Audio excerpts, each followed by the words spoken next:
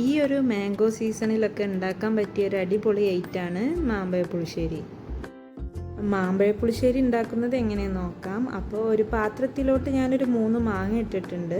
ആവശ്യത്തിന് വെള്ളം ഒഴിച്ച് ഒരു ശർക്കരപ്പൊട്ടും എരിവിനാവശ്യമായി കുറച്ച് മുളക് പൊടിയും പച്ചമുളകും പിന്നെ മഞ്ഞൾപ്പൊടിയാണ് ഇട്ട് കൊടുക്കുന്നത്. ആവശ്യത്തിന് ഉപ്പിട്ട് കൊടുക്കാൻ മറക്കരുത്. ഇതൊന്ന് അടച്ച് വെച്ച് ഒന്ന് വേവിച്ചെടുക്കണം. ഇതാ ഈ ഒരു പരിവൊക്കെ ആയി വരുമ്പോൾ നമുക്ക് ഇതിലോട്ട് അരപ്പ് ചേർത്ത് കൊടുക്കാം.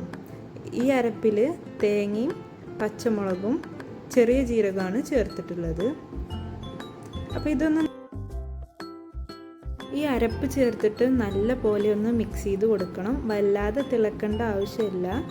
അപ്പോൾ ഇനി ഇതിലോട്ട് പുളിക്ക് ആവശ്യമായ കുറച്ച് തൈരാണ് ഒഴിച്ചു കൊടുക്കേണ്ടത്. ഞാനിതാ ഇവിടെ കുറച്ചുള്ളൂ ഒഴിച്ചു കൊടുക്കുന്നത്. അപ്പോൾ തൈര് ചേർത്തിട്ട് നല്ല പോലെ ഒന്ന് ഇളക്കി കൊടുക്കുക. എന്നിട്ട് ഫ്ലെയിം ഓഫ് ആക്കാം. ഇനി ഇതിലേക്ക് വറുവിട്ടെടുക്കണം.